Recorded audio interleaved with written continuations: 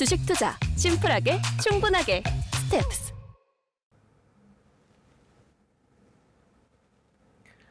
안녕하십니까. 중국 주식 담당하는 정정영입니다.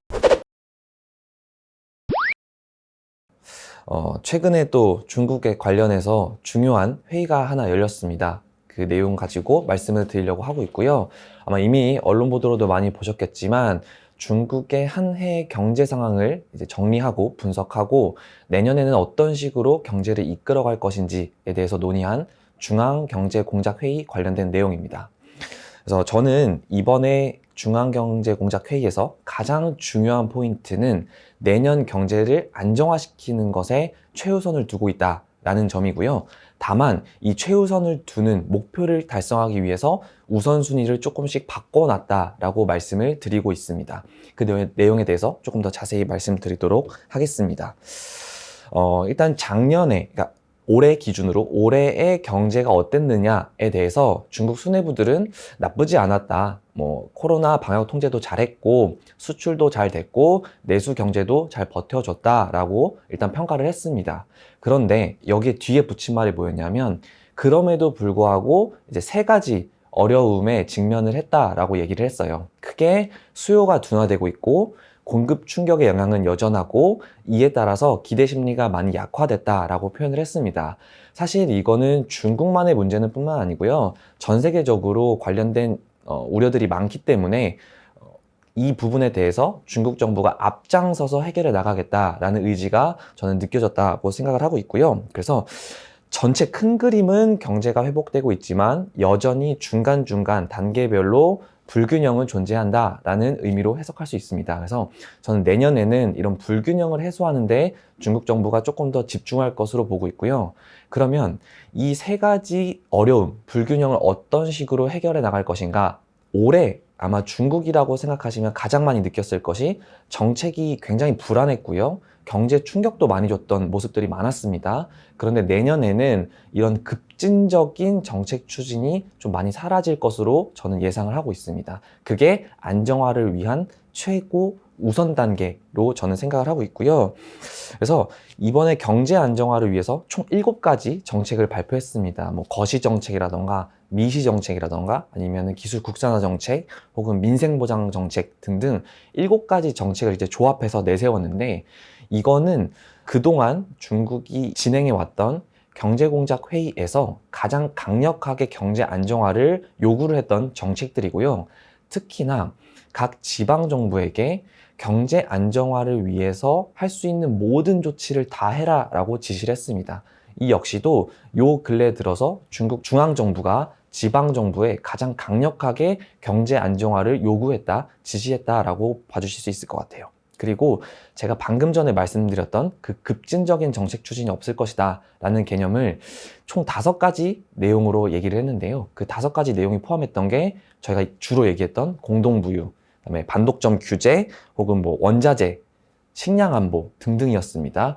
이 부분에 대해서 뭐라고 표현했냐면 당장 바꿀 수 있는 것은 아니다. 분명히 장기적인 목표를 가지고 천천히 차근차근 해 나가야 하는 것은 맞지만 올해처럼 이렇게 부작용이 일어났던 것. 예를 들면 대표적인 것이 제가 지난번에도 한번 말씀드렸지만 석탄 공급을 줄여가는 가운데 태양광이나 풍력이나 다른 신재생 에너지로 바꾸겠다고 급진적으로 좀 정책을 전환하면서 전력난이 한번 일어났습니다.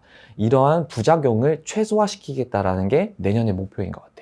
왜냐면 이런 석탄의 문제라던가 아니면 전력 가격 뛰는 문제들 때문에 실질적으로는 기업들뿐만 아니라 민생 보장에 대해서도 우려가 확대되고 있었던 상황이었고요. 그래서 이런 관점에서 올해와 비교하면 내년은 확실하게 그런 경제적으로 불확실성 혹은 경제적인 충격을 미칠 만한 정책은 너무 과하게 강하게 사용하지 않을 것이다 라는 게 저의 생각입니다. 그래서 저는 이게 가장 중요한 포인트라고 생각을 하고 있고요. 마지막으로는 중국이 지난해부터 내세웠던 전략 중에 하나가 쌍순환 전략입니다. 쌍순환은 중국 내부적으로 내수를 중요시하면서 대외적인, 그러니까 글로벌 환경에도 맞춰주겠다라는 약간 모호하기도 하고 어떻게 따지면 내수를 강화하겠다라는 전략 중에 하나인데요. 작년에는 중앙경제공작회의의 이 쌍순환 전략이 굉장히 핵심이었습니다. 지난해 처음으로 시진핑 주석이 이 관련된 개념을 제시를 하기도 했고요. 그런데 올해 경제공작회의에서는 이 쌍순환 전략이라는 단어가 완전히 빠졌습니다. 그리고 이 쌍순환 전략의 전제 조건인 국내 대순환, 즉 내수 확대를 우선시하는 표현들이 굉장히 많았어요. 일단은 내수적으로 지금 막혀있는 뭐 생산이라던가 소비라던가 그 중간 유통 과정까지 뭔가 꽉 막혀있는 것부터 먼저 뚫어내겠다라는 게 1순위 정책으로 가고 있는 상황입니다. 그렇기 때문에 내년에는 물론 중국의 수출도 계속 여전히 유지는 되겠지만 올해의 기저효과라던가 이런 부분에 의해서 좀 약해질 수 있다고 보고 있고요. 이 부분도 중국 정부가 어느 정도 이해를 하고 있다고 생각을 하고, 그렇기 때문에 훨씬 더 내수, 그 다음에 내실을 다지는 데 집중하지 않을까라고 생각을 하고 있습니다. 대표적으로는 수입도 많이 늘릴 것이고요. 뭐 농촌 소비라던가 그 외에 빈곤 지역에 대한 좀 지원이 훨씬 더 강해지지 않을까, 저는 이렇게 생각을 하고 있습니다. 경제공작회의의 큰 내용은 일반적으로 이렇게 되고요. 그럼 이게 과연 주식시장에 어떤 영향을 미칠 것인가 라고 말씀을 드리면, 저는 한 줄로 먼저 간단하게 말씀드리면 시장의 변동성을 줄여준다라는 게 가장 중요한 포인트라고 생각을 하고 있습니다. 사실 저희가 이제 주식 투자를 하는 입장에서 앞으로 어떻게 될지 모르겠어. 불확실성이 너무 커. 어떻게 하면 주식시장에서 내가 성공할 수 있을까, 버텨낼 수 있을까라는 불안감이 많다라고 하면 사실 주식시장에 뛰어들기가 어렵겠죠. 그런데 중국 정부가 2022년 자체를 우리가 안정적으로 이끌어갈 거야. 이렇게 변동성을 크게 만들지 않을 거야. 지금 이렇게 잔잔하게 흘러가게 만들어 줄게 라고 이번 회의를 통해서 명확하게 가이드라인을 줬고요. 그다음에 중국의 경제가 저희가 경착륙, 그러니까 생각했던 것보다 빠르게 망가지는 것이 아니냐라는 우려가 있었지만 이걸 대응하기 위해서라도 모든 조치를 다해서 일단 경제 안정화를 최우선으로 두겠다라고 얘기를 했습니다. 그럼 저희가 이제 바라볼 때 중국 경제가 그렇게 안정적으로 흘러간다라고 하면 글로벌 영향도 당연히 좀 안정적으로 흘러가는 게 맞다라고 저는 보고 있고요. 그래서 우리나라 수출 기업뿐만 아니라 내수 기업 역시도 좀 변동성이 줄어드는 시점으로 보는 게 맞지 않을까라고 생각을 하고 있습니다.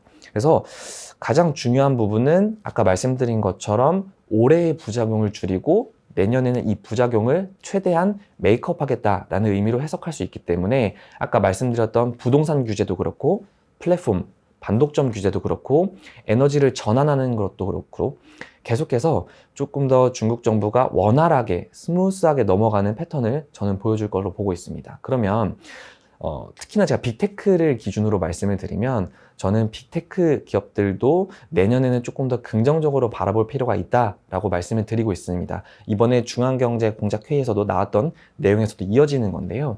특히나 이 중앙경제공작회의에서 전혀 플랫폼 기업에 대해서는 언급이 전혀 없었고요. 물론 반독점이라던가 무분별하게 자본을 확장하는, 그러니까 무분별하게 몸집을 키워내는 거에 대해서는 경계감을 내긴 했지만 플랫폼 기업에 대해서는 전혀 언급이 없었던 상황이었습니다. 그러면 물론 플랫폼 기업에 대해서 계속해서 규제라던가 모니터링에 대해서는 유지가 될 수 있지만 2021년 올해에 비해서는 확실히 저는 그런 규제 강도라던가 모니터링의 강도가 훨씬 더 낮아질 것으로 보고 있고요. 여기에다가 중국 정부가 내수를 강화하겠다고 했던 만큼 이 플랫폼 기업, 빅테크 기업들 역시도 이런 경제 안정화를 위한 사업 구조 전환이 가속화될 것으로 보고 있습니다. 대표적으로 알리바바가 지금 하고 있는 역할이 사실 전자상거래라는 입장에서 중국 정부에 굉장히 그동안 한 2014년부터 경제적인 효과를 많이 줬었는데 요즘에는 사실 전자상거래가 워낙 영세 사업자들도 많이 진출을 해 있고 성장성 자체가 많이 둔화되어 있는 상황입니다. 그래서 그렇기 때문에 다른 성장 동력으로 내세울 수 있는 AI, 그러니까 인공지능이라던가 클라우드 쪽 새로운 중국 경제를 안정화시킬 수 있는 사업 부문으로 경제 구조를 바꿔가고 있는, 사업 구조를 바꿔가고 있는 상황이에요. 그러니까 이렇게 빅테크들도 규제 우려에서 조금 벗어남과 동시에 사업 구조를 중국 정부가 나아가려고 하는 정책과 경제 방향성에 맞춰가고 있다라는 식으로 저는 이해를 하고 있기 때문에 내년에는 올해 이렇게 전 세계에서 가장 부진했던 중국의 빅테크 기업들도 충분히 반등할 수 있는 체력을 보유하고 있다라고 말씀을 드리고 있는 상황입니다. 그래서 내년에는 올해처럼 중국의 그런 경제 이슈라던가 정책 이슈라던가 정치 리스크 혹은 사회적인 그런 불확실성에 집중하신다기보다는 내년에 이 모든 것들이 조금 더 완화되고 변동성이 낮아지고 오히려 올해 많이 눌렸던 종목들, 올해 많이 눌렸던 업종들 위주로 내년에는 좀 탄력성 있게 튀어오르지 않을까 저는 이렇게 생각을 하고 있습니다. 그래서 저는 2022년 전망에 대해서는 크게 4가지 포인트를 가지고 계속 말씀을 드리고 있는데요. 이 4가지는 변할 것과 변하지 않을 것을 모두 좀 아우르는 내용들입니다.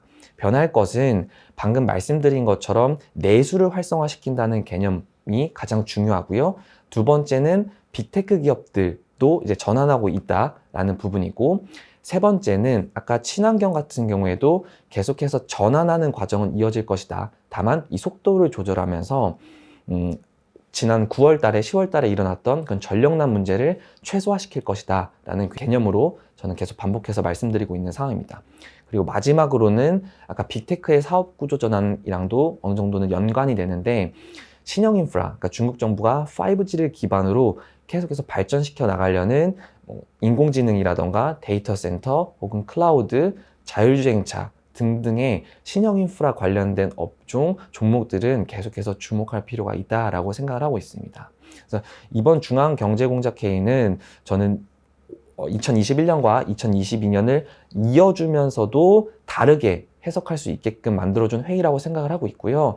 내년에는 계속해서 중국 증시의 완만한 상승장, 지난번에도 말씀드렸다시피 슬로우불이 이어질 수 있다라고 저는 보고 있습니다. 오늘 말씀드린 내용은 여기까지고요. 다른 또 필요한 내용이시라던가 중국 관련된 궁금한 내용이 있으시면 언제든지 댓글로 남겨주시면 저도 고민을 해보도록 하겠습니다. 네, 감사합니다.